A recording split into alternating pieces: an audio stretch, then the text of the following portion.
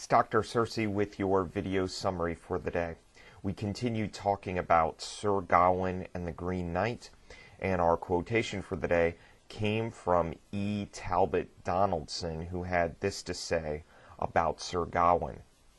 In describing Gawain's adventures, the poet, for all his epic enhancement and overt praise for the hero, actually tells a tale of his increasing helplessness.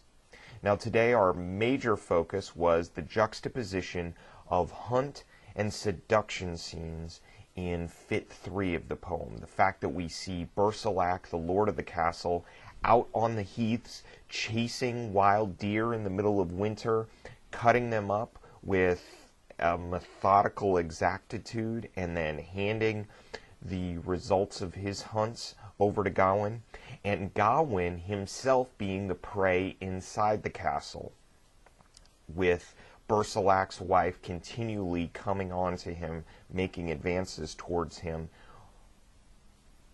trying to seduce him.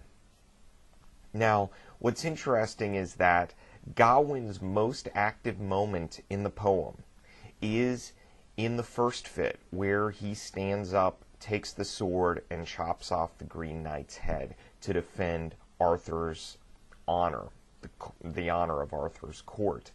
From then on, he's no less morally tested, but his moral virtues must be exerted in a passive way.